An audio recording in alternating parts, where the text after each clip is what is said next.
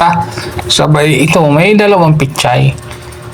Dalawa yan, pero mukhang mahuhulog pa yung aking kawali. Tinignan ko, baka balat ng bawang. Hindi pala. Yung kunting sabaw, para diretsyo na din. Malagay-lagay na. Pero inunti-unti ko pagsalan.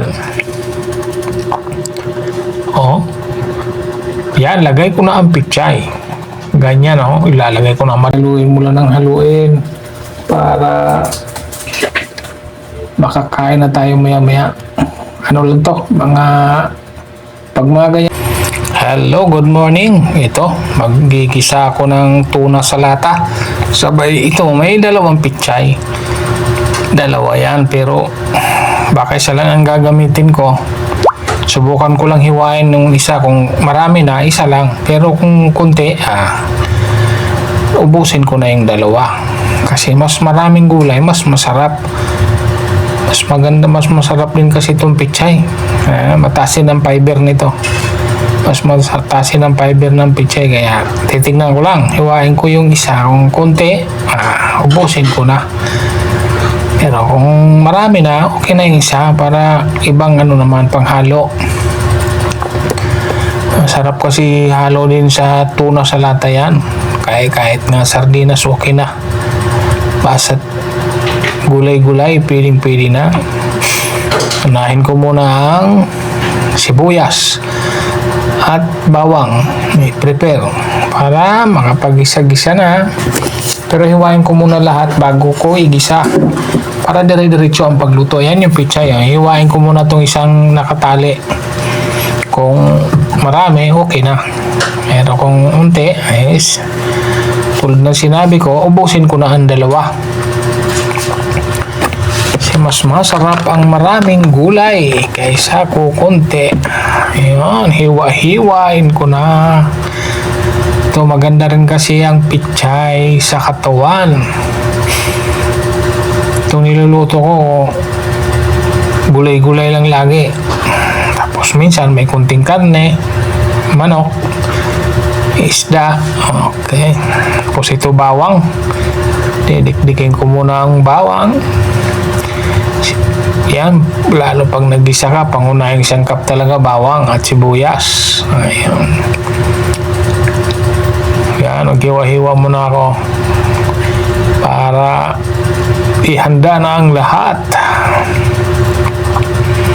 Pag na-prepare na ang lahat, saka na mag-umpisa ng gisa-gisa para makakain na pala. Saglit lang naman maluto yan kasi gawa ng tuna na sa lata. Okay na yan Tapos gulay-gulay, pichay lang, saglit lang yan. Wala pang 4 na minuto, luto na yan.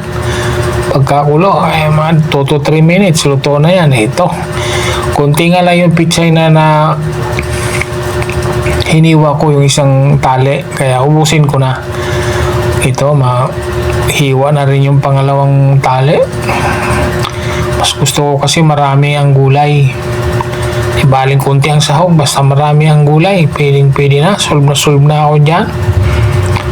Kami lang naman nakain yan mag-asawa kasi itong aking dalaga at saka yung pamangking kong dalaga, hindi yan kakain, di sila kakain masyado dyan. Makain pero hanggang tikim-tikim lang. Pero kami, kailangan namin magulay-gulay lagi. Okay, handa na.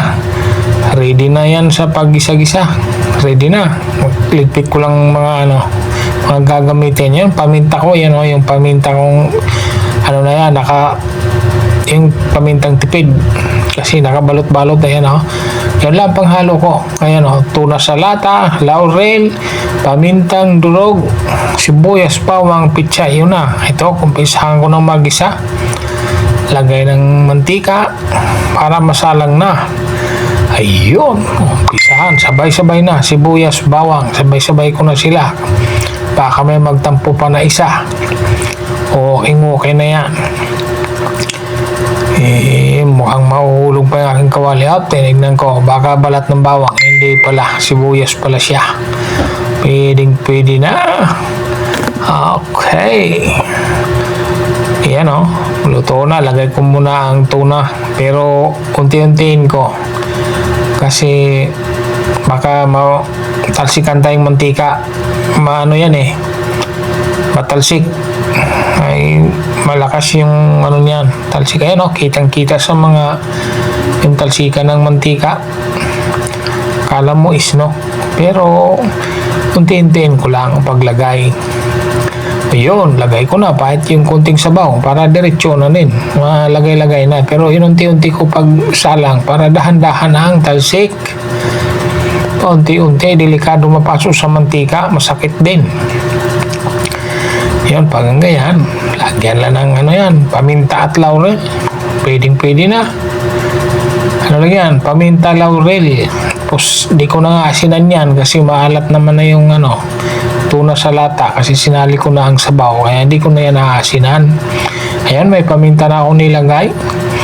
Tapos, siyempre, di mawala laurel din. Kailangan may laurel. Basta't mag-isa-gisa ka, kailangan may laurel o kahit 2 dahon lang, pwedeng-pwede na. Pangdagdag aroma. Sabay halo-halo. Halukain mo yan. Mikos-mikos baga. Ayun, pwedeng-pwede na yan. Yan, lagay ko na ang pichay. Ganyan, ilalagay ko na madami yan. Yan, 2 tali, pwedeng-pwede na yan. Marami, napakasarap niyan. Pero pagkaluto yan, uunti lang din yan. Kunti lang yung pichay na yan. Halo-haloin ko na, dahan-dahanin ko na. Saglit lang yan, maluto. Saglit lang. Halo-halo, halukain lang konti. Saglit na lang maluto yan. Okay. Maya-maya konti yan, makakain na. Saglit na lang yan, kainan na. Ayan masarap na yan. Pwedeng-pwede na. Ayun.